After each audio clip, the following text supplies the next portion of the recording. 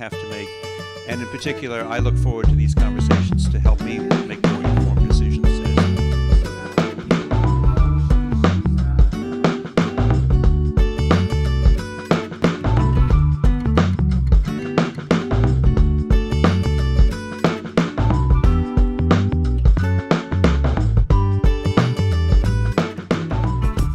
So good evening and welcome to this month's open house.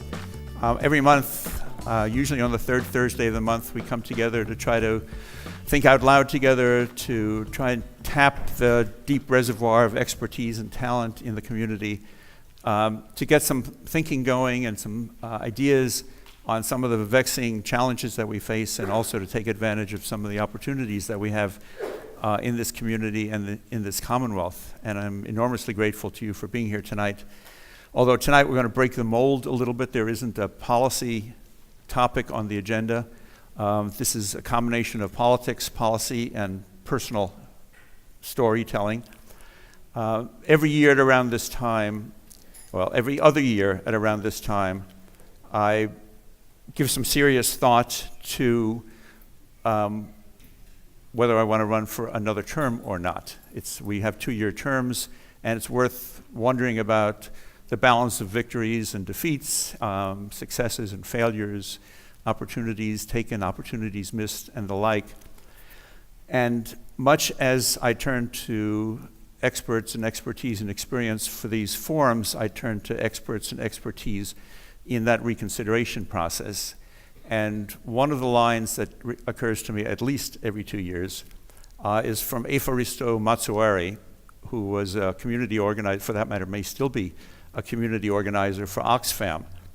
And about 40 or so years ago, Oxfam held a conference to try to pull together their community organizers to try to distill the important messages about leadership, figuring if they could name them, they might be able to figure out a way to train people and be more effective in the work that they were doing on behalf of the hungry people on the planet. So as I heard this story told, Evaristo Matsuari from Zimbabwe stood up after 3 days of back and forth on the subject and said, I don't quite understand why this is apparently so complicated.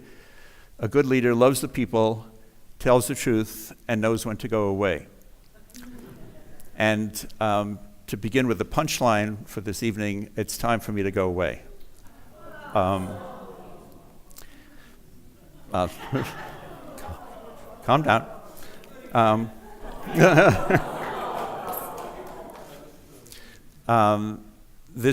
I'm approaching the end of my 23rd year. At the end of the term, it'll be 24 years. It feels to me to be time to let a new face, a new voice, some new leadership emerge. And it's also time for me to sort out some new challenges and opportunities for myself and my family as well. And while I am very clear about the appropriateness of the decision, for me at least, and I think my family, it's not without some emotional baggage, to be sure. I was in the chamber yesterday for what was much too long a session, and I looked around and just got a little teary-eyed knowing what was coming here tonight. And I have no doubt that it'll be a journey of that sort for the next 14 months, at least, between now and the end of the term. But it's time for me to go. And I think that's true for me. I think it's true for the community and the district as well. And I just want to say a couple of quick things before walking around with a microphone to hear what you have to say. First of all, I'm enormously grateful for this incredible opportunity that I've had now for 23 years and will have had for 24. I cannot believe my good fortune to have been elected to represent you, and I'm eternally grateful for that opportunity. It has absolutely been a labor of love, and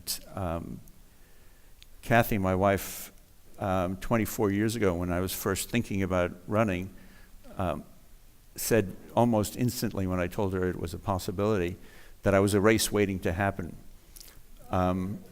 It took me at least a month, although I know she's always right, it took me at least a month to own that and feel that in fact it was an appropriate thing for me to try to do, and it has felt enormously right, a good place for me to be, even when I haven't done all that I might do. But it has felt like something that fits personality and fits opportunity and fits a desire to really make the world that we live in a better world than it is. And if I felt that way 23 years ago, imagine how I feel now. So I'm also just enormously grateful for this forum. And is Sarah Showman here tonight? She was thinking about coming down from Maine.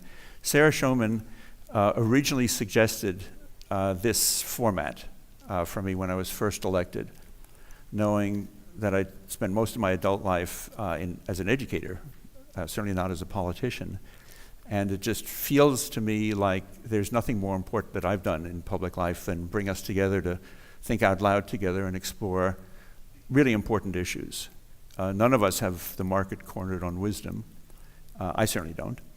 And I'm just very lucky to be representing you and, by extension, our neighbors who, there's probably no district in the state that has a collection of experience and intellectual firepower, none greater than what we have in the 15th Middlesex.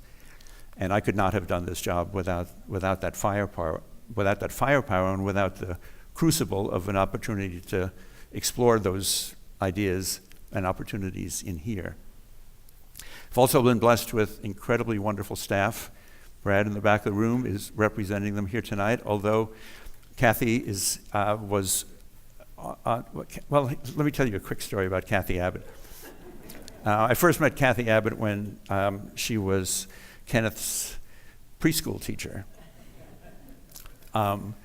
And when it came time to find somebody who was going to be my legislative aide and my partner at the State House, it seemed entirely appropriate. I'm in real danger of being quoted on what I'm about to say. So let me ask for the members of the press who are here not to quote this, all right? There are a couple of members of the press here, and I'm grateful for that, but this is the part I don't necessarily want to get back to my colleagues.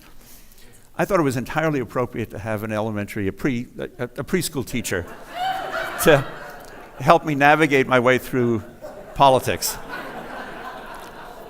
Okay. So thank you. Yeah, but not when there's members of the press here. So, and I've also had the privilege. And Jim Dwyer, where's Jim? Jim Dwyer is my colleague who shares the privilege of representing Woburn with me, and Jim represents 5 of the 7 wards. I represent the minority community in Woburn, but the partnership with Jim and with a relatively large number of our colleagues has been absolutely a joy. A couple, not so much, but for the most part, I have enormous respect for the motivation that my colleagues have for entering public service. I think they're all well-intentioned, absolutely committed to doing well by their constituencies, and in many cases really caring deeply and knowing a lot about critical policy areas. So that has been a really important partnership. But absolutely first, second, third, and last on the list is my family. Among the things that I was sort of teary-eyed about today was looking around my office, and I have a picture of Noah and Kenneth next to me when I was first sworn in 23 years ago. And then another picture of Kenneth. I was holding Kenneth, he was about 6 at the time, on primary night when the numbers were all in and it was clear that I had won the primary. And I think Kenneth in particular had represented the family nervousness about this whole undertaking. I wasn't so sure he wanted his dad in public life, and yet couldn't help but feel some joy at the moment when it was clear that I had won. So he jumped into my arms, and there's this picture that somebody captured. I don't know who captured it, quite frankly, at Maria Constantinidis' house. Maria and James Hunt and Maria Constantinidis, just looking at each other. And I really treasure that moment. I treasure the photograph. So, a lot to be grateful for. I'm really extraordinarily blessed. I also, a couple of things about sort of highlights of the last 23 years. And there's going to be plenty of time to take stock. You're going to have me to kick around, to borrow from Richard Nixon, for another 14 months. The term ends on January 2nd of 2019. But when I think, as I've been reflecting on this crossroads for me, again, I don't think anything's been more valuable or more important to me than these forums. But there have been a lot of other important policy moments, one of which is still to come, and is the focus of my work for the next year or so. On November 6th of 2018, we will have on the ballot the Fair Share Amendment to the Constitution. You've all heard me talk about that before. That will not only take us on a very large step to making our tax system slightly less unfair. It will raise $2 billion, somewhere in the neighborhood of $2 billion a year for critical education and transportation services. And we are woefully far behind in our expenditures in those areas. And you cannot have the kind of Commonwealth that we want if we don't spend that money. And we can't spend the money if we don't have it. And unless we change the Constitution with that Fair Share Amendment, the only ways to raise it will make our unfair system, tax system, even more unfair. So I could not feel more strongly about the importance of that. And some of you know that I've been singly focused on that for a good 2 or 3 years, and will be equally focused for the next year until we get that passed. So in anticipation of it passing, I'll celebrate a victory still to come here this evening. A couple of things that we have done that I was either involved with intimately or at least was party to. The vote that we took on equal marriage, again, we didn't invent equal marriage, the courts did that, but we affirmed it. And we wiped out the chance to reverse the decision that SJC made on equal marriage. And that was an incredibly moving moment. So also, we can talk about it tonight or some other time, the politics that went into that victorious vote in the legislature was about as sophisticated and important and nuanced as anything that I've experienced. So I was one of the whips, and being part of that, developing and exercising what we needed to do in the way of a strategy to get that passed, despite the fact that it looked like we were going to lose. In fact, the first time we took a vote, we did lose. But at the end, we won.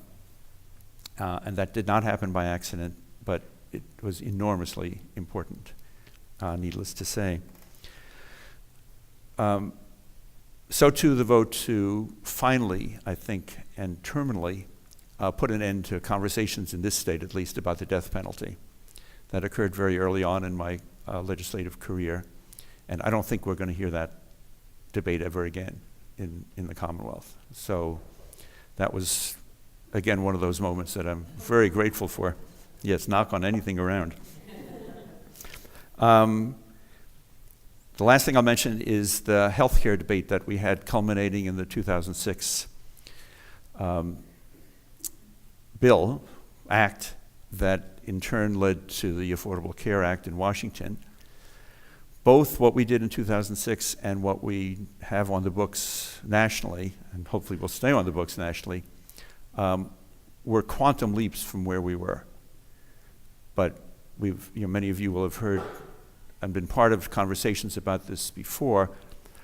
I gave that at the time and still give that about a C-. Now, a C- is dramatically better than the F that it replaced, but we still have miles to go before we do healthcare the way we need to do it. For one, what we have done so far is not about healthcare, it's about health insurance. And That's not the same as healthcare. And for another, we completely ducked cost containment issues, which are extraordinarily problematical, but as critical as they are problematical. And in part because you can't have cost containment without having conversations about rationalizing would be good. Rationing is critical, but those conversations, we duck those quite effectively. The other thing that we haven't done is really account for the true cost, the cost drivers.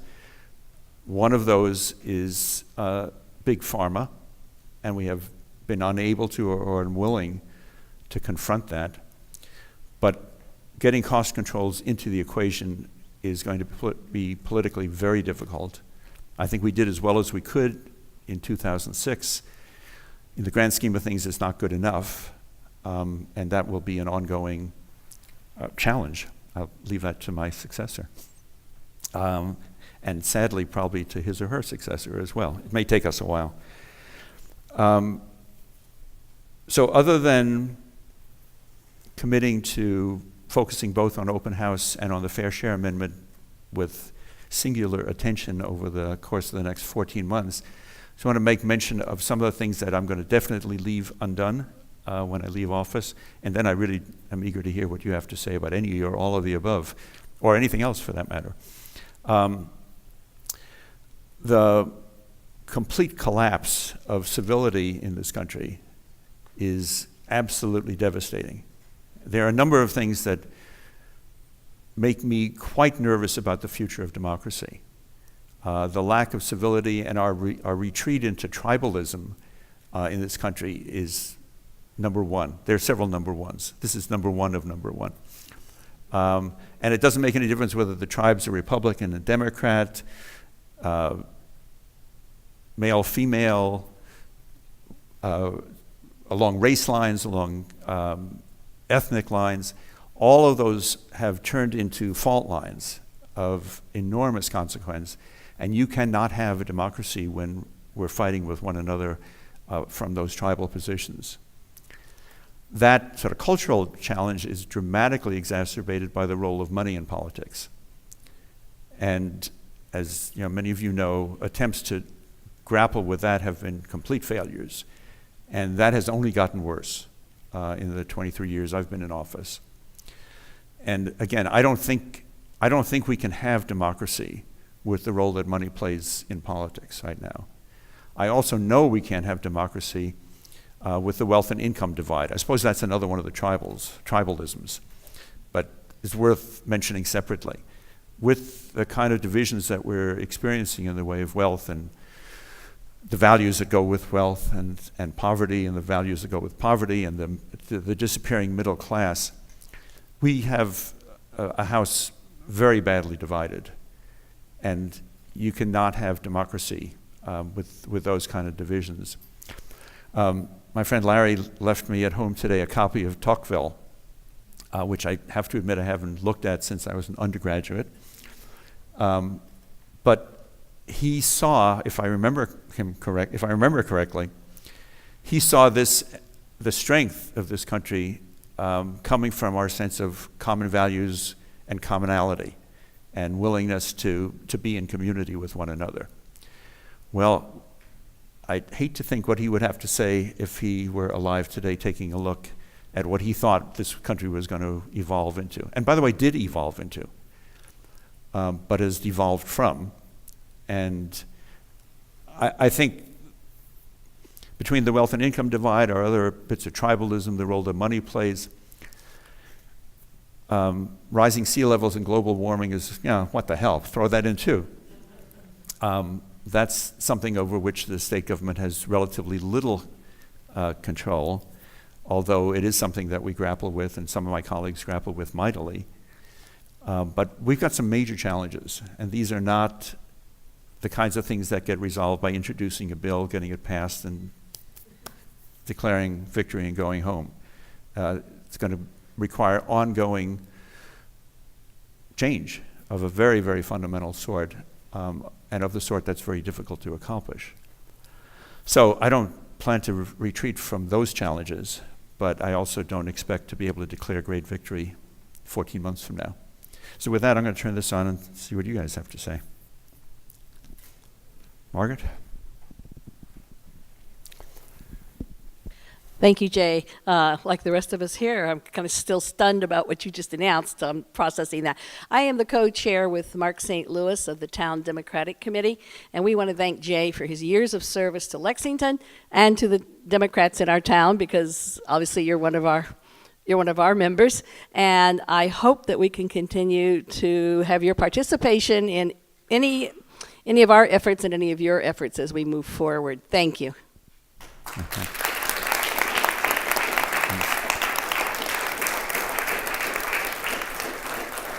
So, yes, comma, but.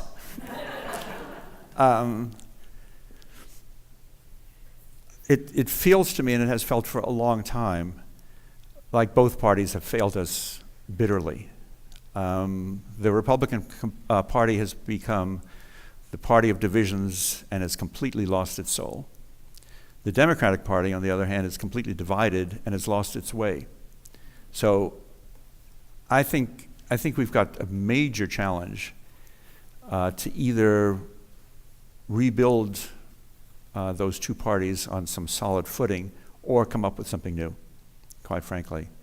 And so yeah, I'm in the game, but not a happy game player.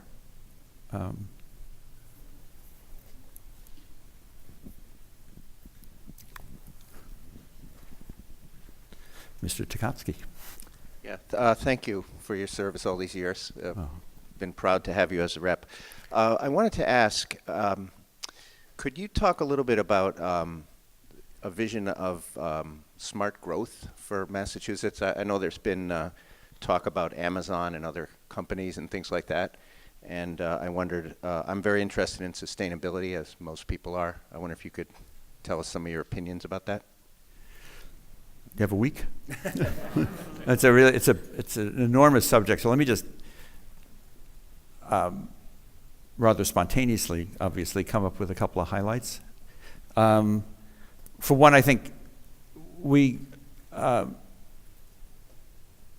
typically have debates about things like Amazon on the grounds of how many jobs they're going to create. That's important, but it's not the only thing that's important. So I think adding in sustainability to all the conversations about the economy is absolutely essential. And that holds true for zoning decisions, population growth, as well as economic growth. So I know there was a meeting going on yesterday while the House was in session of a group that's looking at zoning reform, for example. So the good news is that meeting happened. The bad news is that we've been looking at zoning reform for the 23 years I've been in the State House. We've done some. Charlie Tchaikovsky, who is here as a former staff member as well, sorry I didn't point you out at the beginning, but has been working on these kinds of issues for his entire adult life. What we do with transportation, for example, and zoning and economic development are all they're different ways of saying the same thing. Right now, we don't have anything remotely close to smart growth. Bringing jobs where they're needed, making sure there's a transportation system, and other services that are available to people who move into those areas. So we've got a lot of work to do to sort of reframe the way we think about this whole suite of issues, and it's not just one issue. And I think it's the fact that it's a suite of issues is part of what makes it so complicated, because we tend to think in silos. Somewhere in the mix about smart growth is also a conversation about affordable housing, for example. So that's the Housing Committee's problem. And Commerce and Labor Committee deals with jobs, and the Environment Committee deals with environmental protection. So the setup that we have on Beacon Hill, and we're no different than any other legislature or than our national government, is very much a siloed setup. And some of these issues just absolutely cross those lines. So I'd love to see us do that in an appropriate and sophisticated kind of way. I've rarely seen it, quite frankly, but it continues to be a hope. And I think you're absolutely right to point that out as an essential need. Around the back. There you go, Conan. Thanks, Jay. I understand that besides politics, you really enjoy music. And I would like to know on a personal level how, what music has meant to you and how it's helped you, survive the last 23 years. Could you talk about that? At some peril, yes. Kathy asked me yesterday morning whether I was going to make it through tonight without crying, and I told her I couldn't make any promises. And getting me into the questions about music seriously puts me at risk. But what the hell? I'll say two quick things about it. One is I've been listening to a lot more music since November 8th of last year. I have switched off the NPR stations, and I listen, for the most part, to the classical music station, because that's the one that has consistently performed for me. Having said that, before then, my default station was WUMB, the folk music station, so I'm a bit of a folkie, and at least a half a dozen of these open house forums have been with folk musicians performing here. And although that doesn't have a hell of a lot to do with policy, it has everything to do with my politics. I playing the piano, usually when nobody's home other than maybe the dog and the bird.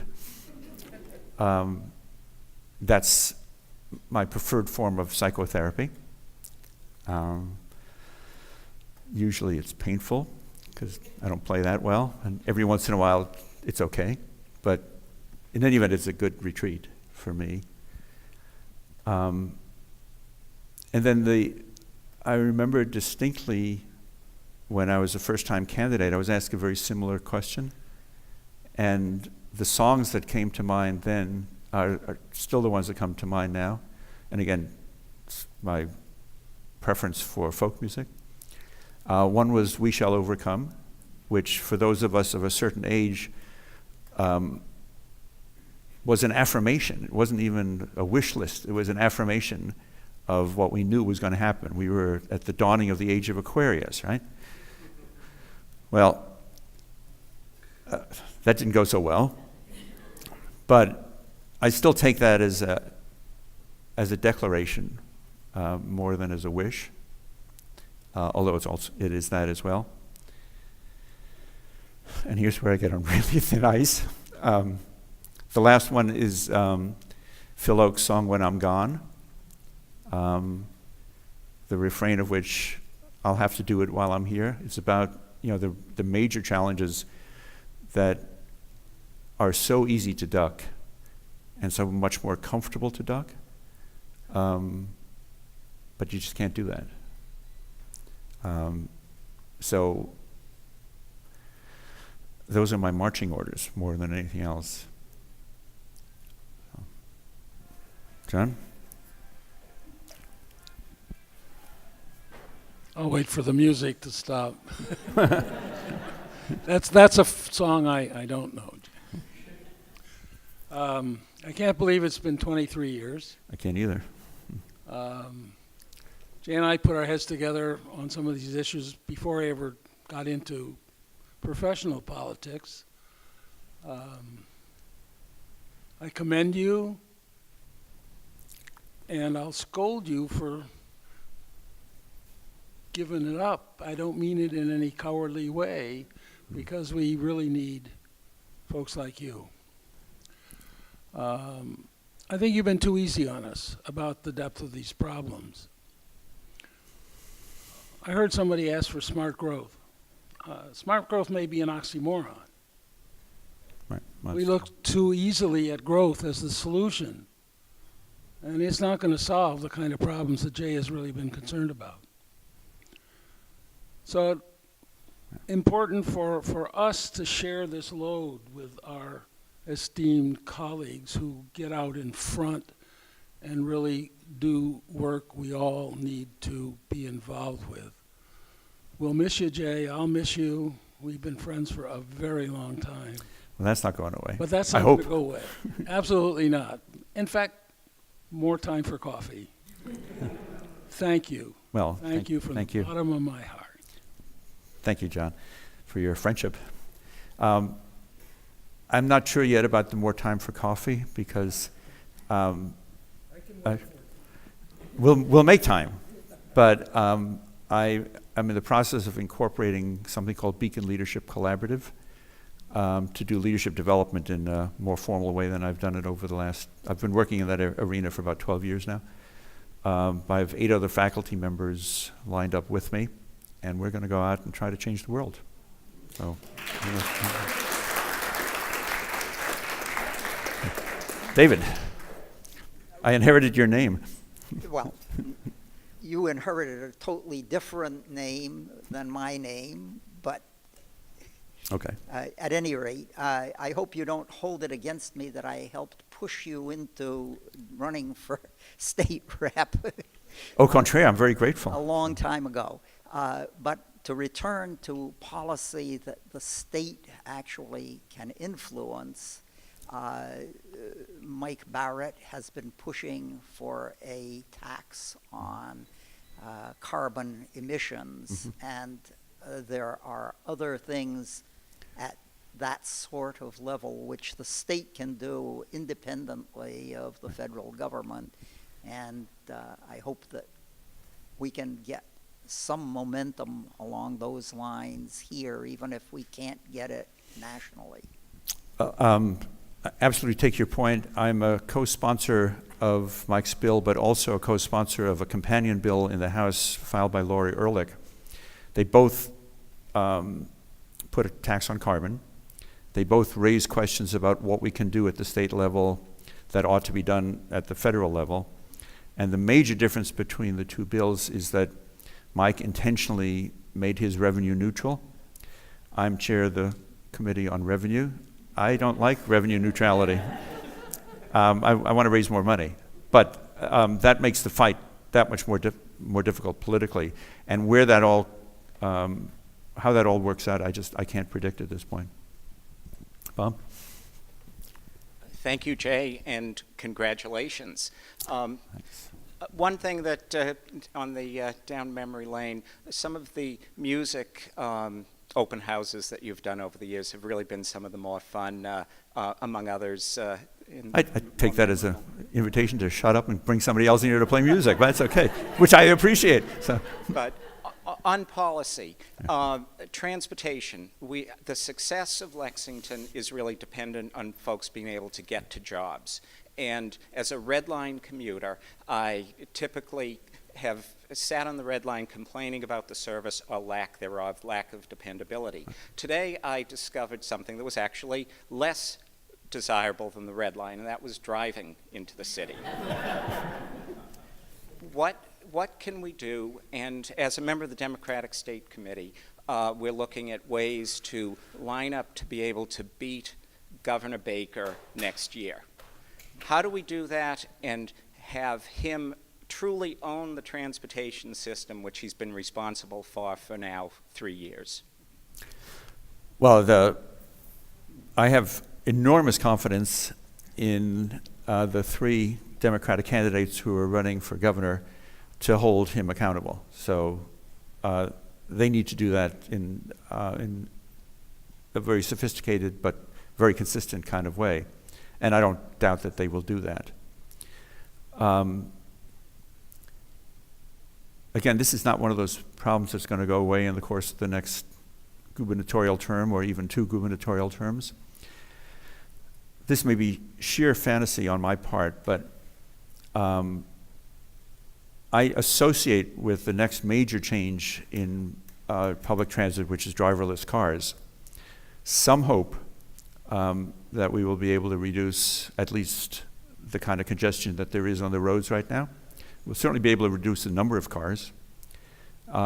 Absolutely convinced we'll reduce the number of accidents, because I'd much rather trust these very sophisticated computers, and they are getting increasingly. I was in a test vehicle a couple of years ago in Washington.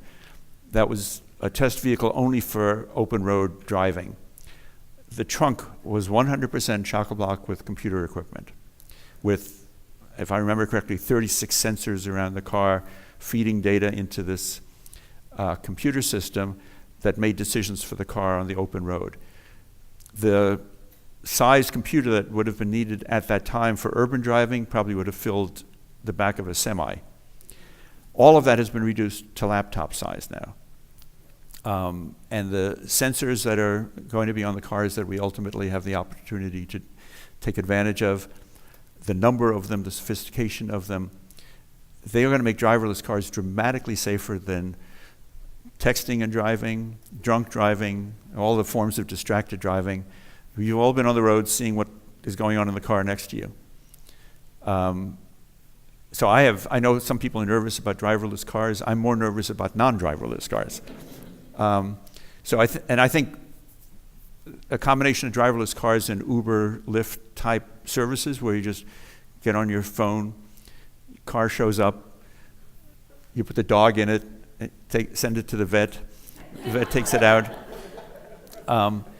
I think it's going to be a much more efficient use of vehicles, and there'll be fewer on the road, and I think the ones that'll be on there are safer. Now, this could be sheer fantasy, but my family knows I've got a 10-year-old Honda Accord that I want to hold on to until that day. So, again, more complicated question than the answer I just gave, but I don't think for the foreseeable future we can get away without investing money in fixing up the T. You didn't mention, but could easily have mentioned, you can't even get to the T after 10 o'clock in the morning with a car, because there's no parking at Alewife, maybe even 9:30. So we've got a mess in our transportation system. Some of it is for want of good planning, and a good part of it is just for want of money, which is why I think the voters in 2018 will take a look at that and say, yeah, we do need about $1 billion more in money for roads and bridges and transit. So I'll start in the back and then move forward. How's that? You can hand the mic off right in front of you when you're done. Thank you, Jay. I'm interested in the issue of independent redistricting commission for me Commonwealth. And I know California has that and has been quite successful with it. I think a couple other states do as well. The Supreme Court has affirmed the legality of that. What do you think the chances are of something like that in the Commonwealth, and maybe as a backlash to some of the increased tribalism you've been talking about? And is that something that you support? I do support it completely. The March open house, which, if I remember correctly, is the Ides of March. I'm sorry? Can you repeat what he asked? He asked about the possibility of creating an independent redistricting commission to take the process of redistricting out of the hands of legislators. Because right now, rather than having constituents choose their legislators, the legislators choose their constituents. That's the way redistricting works. It's a deeply flawed system. I'm happy to report, very happy to report, that the last 2 times we did it here in the Commonwealth, it was actually done well and done right. There were a good dozen groups lined up to sue if we screwed up or underrepresented somebody. And this holds true for Republicans, holds true for minority groups, et cetera. All those suits disappeared when the map was revealed. So the committee that we had, bipartisan committee that we had in both House and Senate, actually did a good job. That was not true the first experience I had of redistricting. So there's no guarantee that the legislature is going to do a good job. And it is a good bet that one of the motivations for redistricting, if done by legislators, is protecting themselves. So that's got to be changed. On the other hand, it's got to be changed by the people who are protected by that system. So unless we, the voters, take it to the ballot, which is something that I think ought to be considered, In any event, the March open house is going to take a look at that as well as a number of other critical conversations that I think we need to have if we're going to have free and fair elections again. I think the fact that Russia decided who the president was going to be is one problem, but there are a whole host of problems of our own making, one of which is redistricting, second, money in politics, a whole host of them. Civics education, I mean, the lack of understanding of what it means to be a citizen is costing us dearly. So there are a number of things of which independent redistricting commissions is certainly one that I would love to see happen. Again, I think those are going to be, each of those is going to be really tough challenges. Let me try a bit of gratitude and recognition at the same time.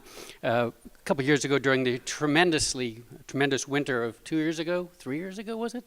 That was before global warming, right? A number of us tried to get a number of legislators to ride the T to the State House, and Jay was the first person to sign up, and without that, we would not have gotten 60 of his brethren to do the same. So thank you for that. You're entirely welcome. The other thing is I spent a lot of time in Texas, which is kind of the opposite of Lexington, and I try to explain why we like it here. And I talk about gun control, which they don't understand, and health care and education. I don't talk about income inequality. We know we're not doing so well in that. But I was getting exasperated, and I finally quoted you. Excuse me, I quoted an unnamed lame duck representative who was speaking at Fallen once, and he said, "I've never seen a tax I didn't like." And my friends in Texas didn't get it, and I said, it's because of our education and our health care and our environment. So thank you. You're entirely welcome. I have to modify that slightly. I have seen some tax proposals that I don't like, and they're the ones making headlines these days.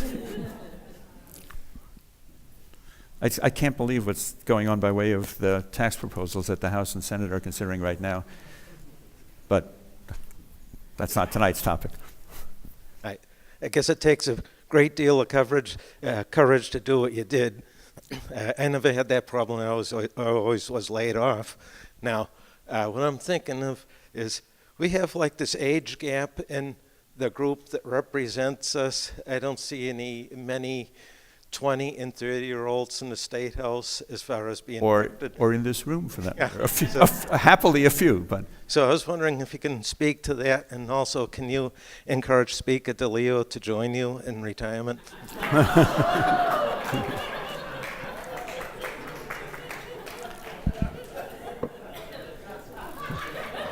Let me address the first of those two questions.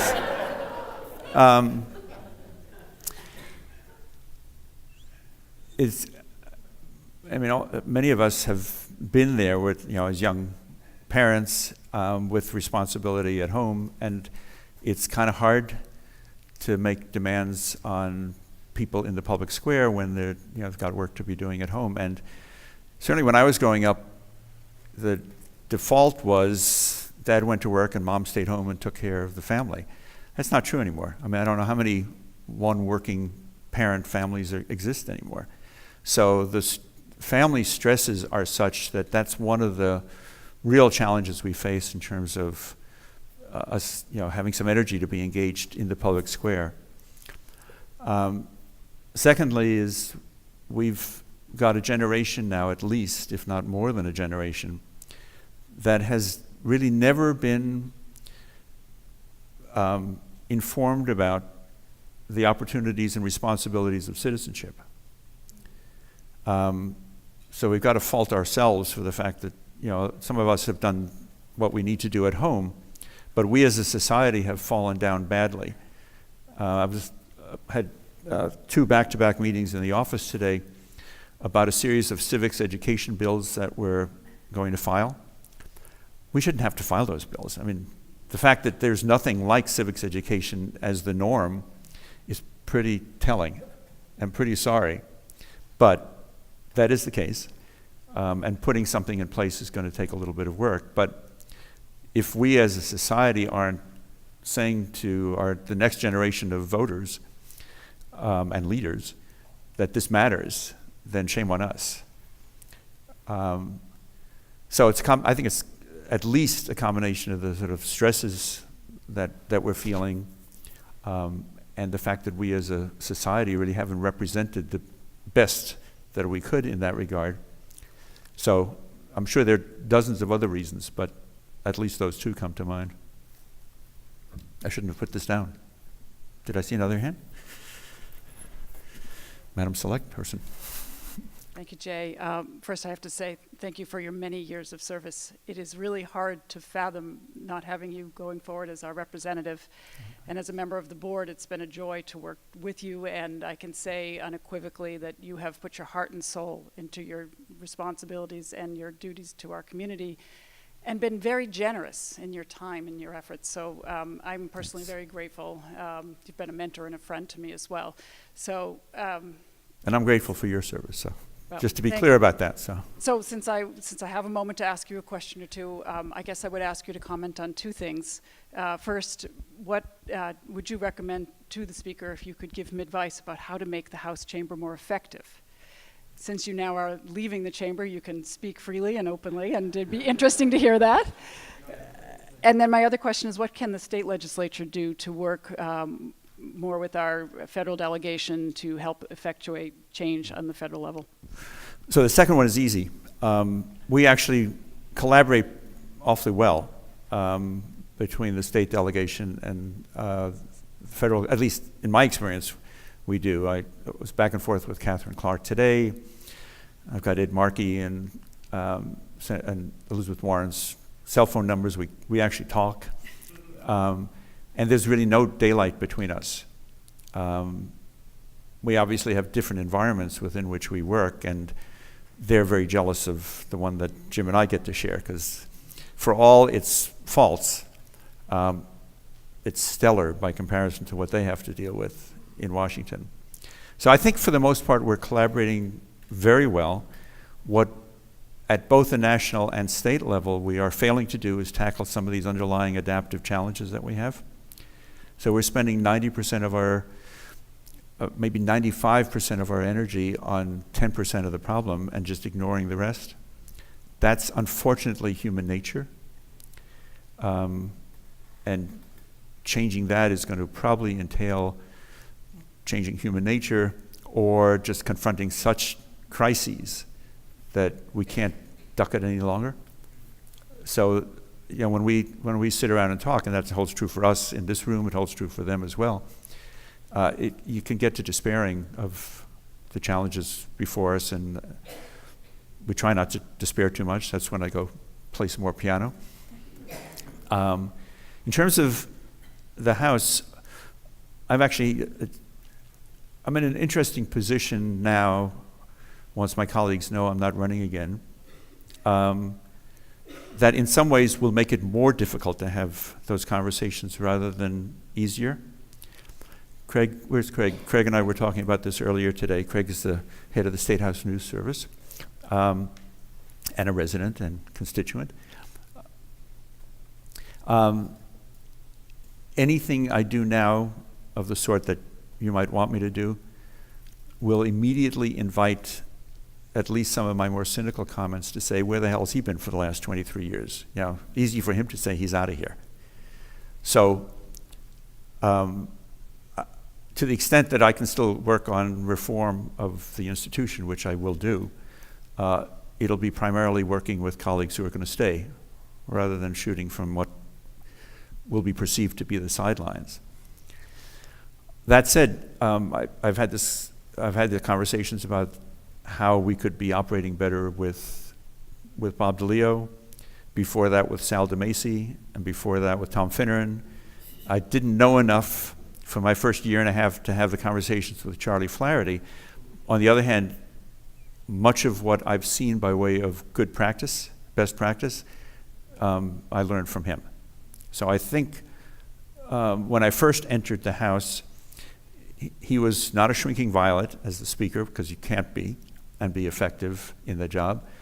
On the other hand, he was entirely comfortable presiding as the first among equals.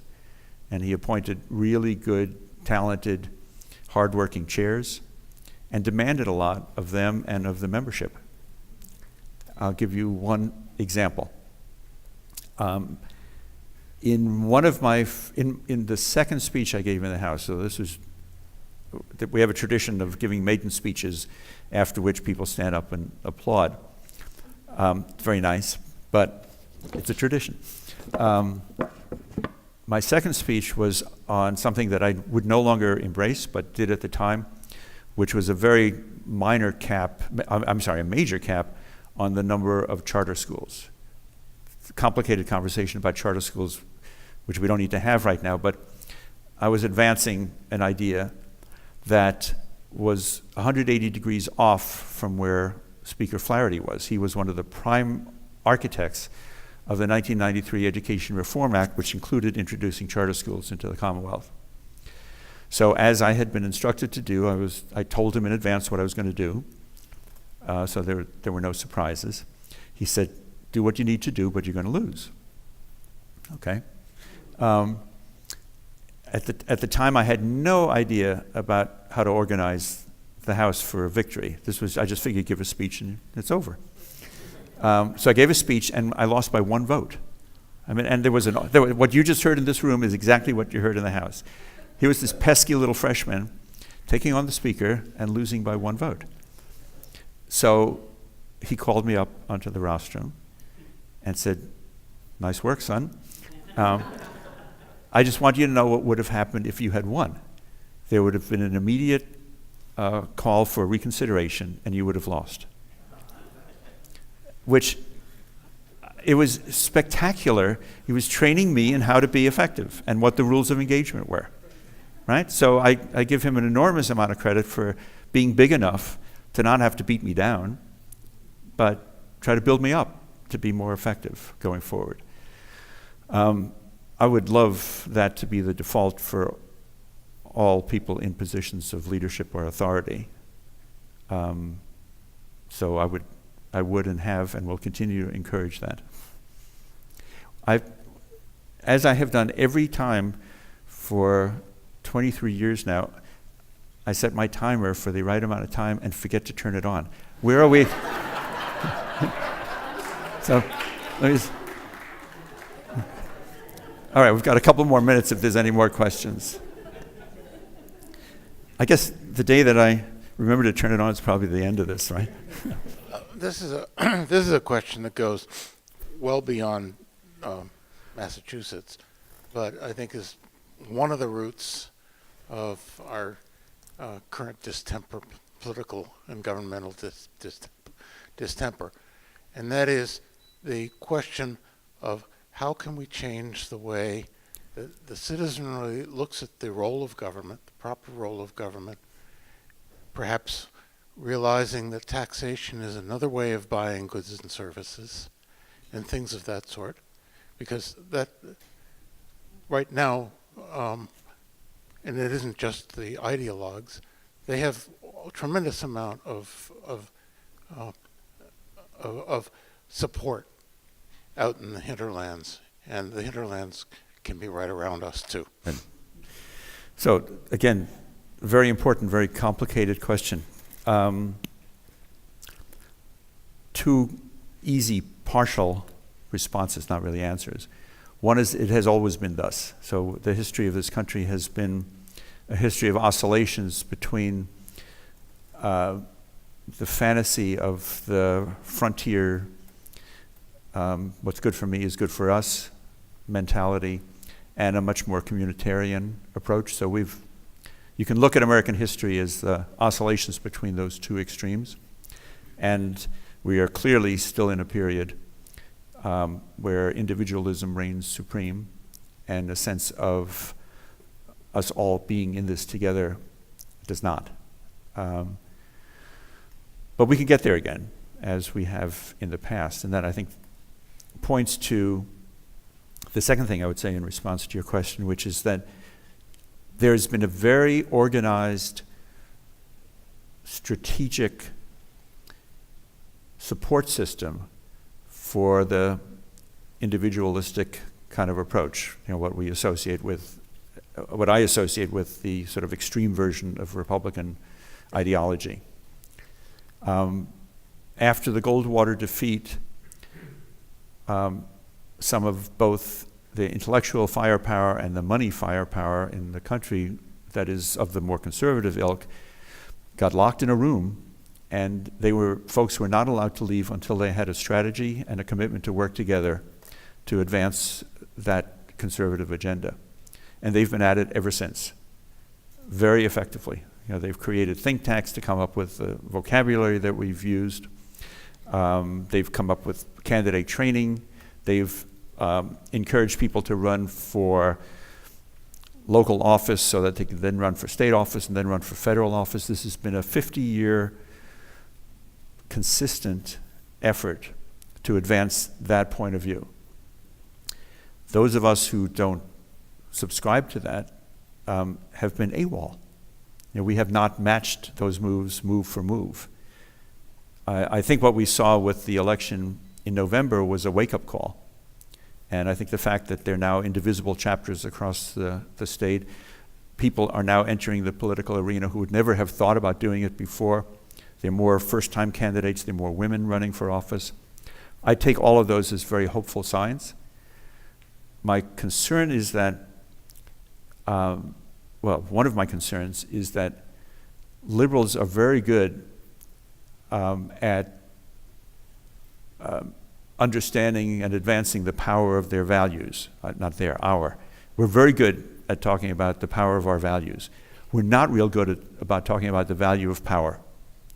And the tough decisions about what to advance, what not to advance because of strategic considerations, we don't have a lot of experience with that. And you know, back to your question, Michelle, about the House, my colleagues and I have gotten out of the habit of debating. We just don't debate. Things get addressed in the back room, are presented on the floor, and we just say, yes, sir, Mr. Speaker, and vote yes. So I don't even fault the Speaker for that, because I think power abhors a vacuum. And if we, the membership, create that vacuum, and I've got to give Jim a lot of credit for standing up in ways that many of us don't. But it's costly. You can ask Jim how costly it is. So figuring out the right balance of how to be effective and act without acting out, I've struggled with that mightily for 23 years. But until we start exercising that muscle, and it's going to hurt at first, but until we start exercising that muscle, democracy is kind of stuck in, I was going to say neutral, but actually in reverse. Noah, you get the last question of the evening. So I'm Noah, I'm Jay's oldest son. I actually have an observation rather than a question, which is that these forums are largely devoted to talking about policy, and my dad's major successes have been policy related. But I think that what made him great and will continue to make him great at this job is that he cares about people. And so I'd just like to share. Not supposed to make me cry. I was going to say. So I'd just like to share a story that has sort of stuck with me. It must have been 5 or 6 years ago, and I remember that because I had just graduated from law school, and I was living at home and I wasn't paying rent, and I felt very guilty about that, so I figured I had to carry my weight somehow. And so what I did was I went down to Stop and Shop, and I was collecting signatures for his re-election campaign. And was that a gift or a curse? I don't know what it is. Not clear, but I remember very clearly it was getting dark and it was starting to rain, and so I was packing up. I had a little table with his sign there, and I was starting to pack it up. And an older African-American gentleman who was coming into the store came up and said, "Hold on, I'd like to sign that paper." And he said, "I'm choking up." He said, 20 odd years ago when your dad was first running, in this very spot, he asked me to sign his paperwork. And he said, no one had ever asked me before because they just assumed that I couldn't afford to live here. And so that stuck with me because his service and his policy achievements are important, but he treated everyone that he dealt with respect.